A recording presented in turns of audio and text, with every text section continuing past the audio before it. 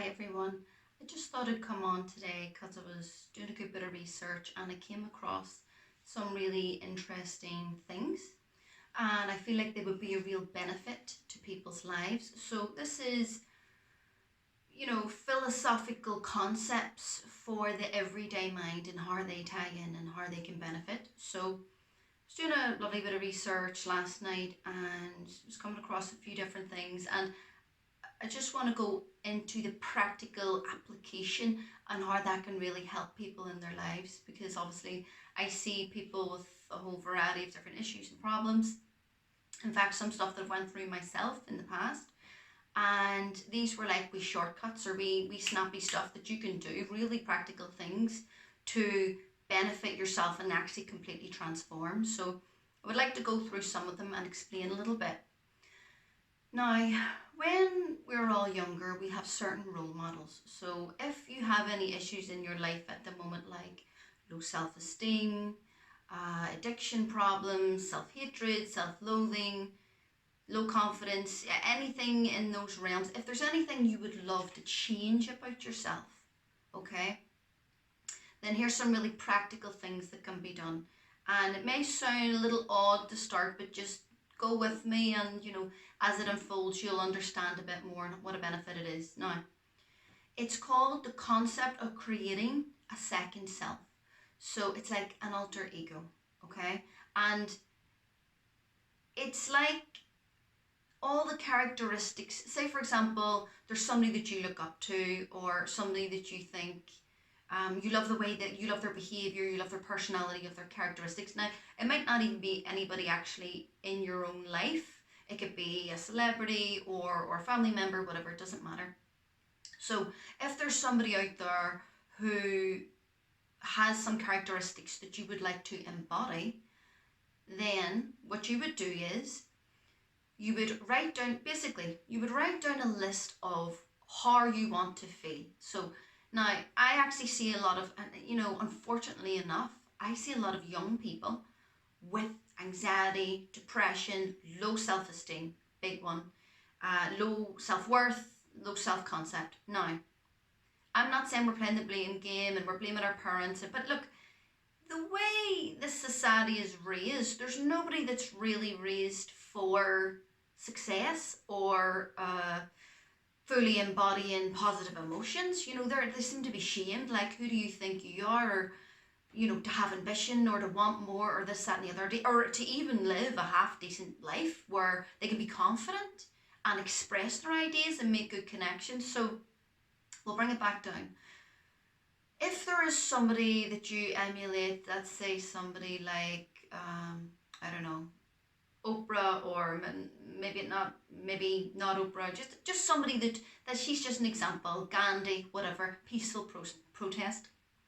So let's use Gandhi for an example. Gandhi had a strong set of moral values and ethical code that he would not deviate from, even in the face of great adversity. Now, those are very admirable qualities in a person. So let's just say, for example, Gandhi. And if there's stuff there, say for example, you are getting bullied in work or downtrodden or intimidated a little, or you can't express yourself, no self-worth, no self-esteem, and you feel like you can't be assertive, okay? So if you want a strong ethical moral code and to be assertive but in a really peaceful way, you would write down all the attributes of, say, Gandhi, and you would write them all down and figure out and come up with like sort of a game plan, so to speak, of how to embody these concepts. Now, I'm gonna actually get some of the details of some of the stuff that I've heard and went into. So it's these philosophical ideas that are such a benefit. And in fact, if I had known these years ago, I would have went with them. For example, I came through a lot of adversity, low self-esteem, low self-worth, couldn't speak, would get really embarrassed and blushed, didn't want to be seen in front of people, all this stuff, right? And that's because of my childhood and my conditioning. Now, there is a thing called neuroplasticity, if I get it right. And that's just about your brain is moldable. You can, what you need is repetition, and what you need is intensity. So anybody can change their ways. It's like, yeah, you can learn an old dog new tricks. If your life is lacking in any way, or if you want to change it, you have complete control and capacity to do that. Here's just some of the tips on how. So I'm going to get into some amazing stuff by Nikolai Machiavelli and Nietzsche, and I'll go into that in a moment. But say, for example, what you would do, and in fact, I'm just gonna, I'll edit this. I'm just gonna actually grab the bits, and then the bits of statement, and then I'm going to explain. So I'm back. And here's what Nikolai Machiavelli said, and I just want to read it out and then a real practical application, okay? A wise man ought to always follow the paths beaten by great men, and to imitate those who have been supreme, so that if his ability does not equal theirs, at least it will savour of it. Let him act like the clever archer does, who, designing to hit the mark, which yet appears to be far distant, and knowing the limits to which their strength of their bow attains, take aim much higher than the mark, not to reach by their strength or arrow to such a great height, but to be able, with the aid of high an aim, to hit the mark they wish to reach. So that's about knowing your own capabilities, aiming higher, coming up with that game plan, and then there's, what actually Nikolai Machiavelli did. So now there's a few different ones I'm going to go into, but here's what he did. The evening being come, I return home and go to my study. At the entrance I pull off my peasant clothes, covered with dust and dirt, and put on my noble court dress, and thus becoming reclothed, I pass into the ancient courts of men of old, where, being lovingly received by them, I am fed with that food which is mine alone, where I do not hesitate to speak with them, and to ask for the reason of their actions, and in their benignity answer me, and for 4 hours I feel no weariness, I forget every trouble, poverty does not dismay, death does not terrify me, and I am possessed entirely by those great men. So what he would do, now this, people might say, oh, this comes across as play acting, but if you want to move into your greater self, this is what you'll have to do. So he would, now you'll even understand this, say for example you get dressed up to go out somewhere fancy, or you have to go for some legal proceedings, whatever, and you get dressed up all smart in a suit or a nice dress. How different do you feel? How confident do you feel? I bet you feel greatly empowered. I bet you feel different. There's a certain level of respect. It's like putting on that uniform. A uniform has power as well. So things like that, he would go and he would get dressed up well, and he would do his writings, and it would invigorate him and give him power and energy. Now, the really amazing trick and tip here is by a psychologist called George Kelly, and it was, you can look into it further, it's on the internet somewhere, and I think it's called fixed role therapy. And then we hear this, when I heard this last night, I was like, that is amazing. So what I would do is, you would write out all these characteristics. So say for somebody that couldn't stand up for themselves, or they want more confidence, it's a little experiment you can do for a couple of weeks, a few weeks. So here's what you do, here's like the rules of the game. Once you write down all the somebody you look up to, all the characteristics and personality traits that you want, okay, here's what you do. You would then go on this experiment and put yourself in those positions. So say, we'll use that example of the person at work that can't stand up for themselves. So they would start speaking up. They would start being assertive. Now, obviously, as it starts off, they're not going to feel very confident. It's like pushing yourself out of your comfort zone. Little by little and little by little, repeat, okay? And see, after a while, see this fully embodied character and this person that you want to be, it actually becomes self-actualized. It actually becomes realized in who you are. And a little tip, this was the kicker for me. I thought, well, that's amazing. And somebody else added in with it, was that, I'll give you this example really quickly. So say, just do this for me super quick. I want you to close your eyes. I want you to imagine in your mind that you are in your own kitchen. I want you to go to your kitchen fridge. I want you to open the fridge, see a big juicy lemon. I want you to take out that lemon, set it on the countertop. I want you to cut it in half. I want you to cut it in quarters. I want you to take a big bite of that juicy lemon. Feel the bitterness and the squirt and the juice all around your mouth. And there, open your eyes. Now, was there a lemon here? No. Did you see a lemon? Did you taste the lemon? Did you smell a lemon? Did you feel a lemon? Etc, etc. You might have one, two, many, doesn't matter. The point here is, there was no lemon. Now, your subconscious mind does not know the difference between what's real and what's not. It's extremely literal.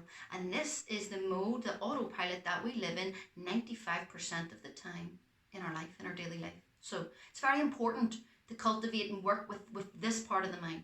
Now, so this is where this comes into this experiment. You can say, for example, you're in that situation in work where you know you're going to need to go in and stick up for yourself or put your point across or blah blah blah, whatever, or you're like an athlete that needs to go out on the field and they're not very confident. You would take, right, a tic tac. So you would take a tic tac every time you needed that, and it's like you imagine or pretend that tic tac is your superpower. So that's going to get you to hit your goals. It's going to make you confident. It's going to make you fully embody this character. It's like your superpower. It's like a placebo. But your subconscious mind doesn't know the difference between what's real and what's not. So, doesn't really matter. Now, if you completely do that and be diligent and keep on, after a while, little by little steps of doing that, you're reprogramming your subconscious mind for confidence, for connection, for assertiveness, whatever the character traits are that you want. That is a really practical thing that you can do. Or if you don't want that to be so obvious, have an elastic band around your wrist, and every time you need this is like ping, this is my connection back, this is my reminder. I am confident, I am strong, I am assertive, whatever it may be. Or like Nikolai Machiavelli said there, put on the garbs, put on the robes. Say, for example, you wanted to write a book or you want to do a video or you wanted to, whatever it may be, okay? Set yourself up. And it might seem like fake it till you make it, but the thing is, you are molding your character, because whatever way you were raised, obviously if you want to change some things, then that's the whole point. You can pick your role models. You don't have to be like a prisoner of the past. You can change things. You have the ultimate power. So when I heard all that, I was like, that's really amazing. That's, for example, me. So I had to spend years, literally years, of, I was shy and panic-stricken and didn't want to be in front of people, years of bullying and all the stuff that went on, childhood and in workplaces. Now, I had to work at getting up every week and standing in front of people and talking. Now, I had to do it, basically, I deem it the hard way, but I'm okay now. I've completely changed. I've completely transformed as a person, and that's okay. But you can too. So see if there's anything in your life that's holding you back, if there's anything that you want, you can make this alter ego that you can step into. Why? And you know what? Here's the kicker. What have you got to lose? Say it doesn't work. Say you fall off the wagon or blah, blah, blah. Doesn't matter. You haven't lost anything, but you have everything to gain. So when I heard that, I went, oh my goodness, amazing. And there was just this other wee quote I just wanted to get up. And this is by Nietzsche. So I would do a lot of research, psychology, philosophical concepts, because they're really interesting to me, but they're brilliant life advice. So here's what Nietzsche said. Now this is more about, for example, who am I to tell you this? Or at the end of the day, I'm not saying that I'm perfect. I have my issues that I work on. I do work on, same as everybody else. And what Nietzsche said was, there is a false saying, how can someone who can't save himself save others? And the rest of it is, supposing I have the key to your chains, why should your lock and my lock be the same? How beautiful is that? And that's just to do with, okay, it's about giving out that advice, but I'm not saying that I'm perfect either, and I have stuff that comes up and I need to work on it, and I do. But what I'm seeing is, there's such a rise in depression, anxiety, low self-concept. Do you know, I mean, in the past stretch of weeks, I've been asked to work with 5 different children, and I mean children, 9 years old, 12 years old, 11 years old, who have severe anxiety problems and issues. Isn't that a sad thing? It actually is. But what I'm saying is, there's the means and ways that there's neuroplasticity. You do not have to stay bound and broken and downtrodden and in the realm of addiction and low self-worth and self-concept. There is things you can do. Try that experiment out for a few weeks, and you can't tell anybody that you're doing it, because then it, even the closest people to you, because then it just becomes a course of you acting. But if you stay steadfast and you work into it, you can actually move into that greater and higher version of yourself. It's all about the evolution of it. So I hope that those tips were really helpful and practical. I wish I had heard something like that years ago. I was reading that last night and went, oh my goodness, that is actually amazing.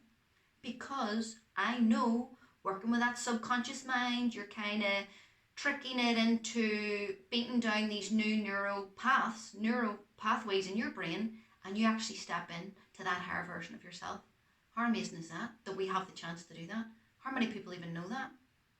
Anyway, thank you for listening, and I hope that helps. Bye.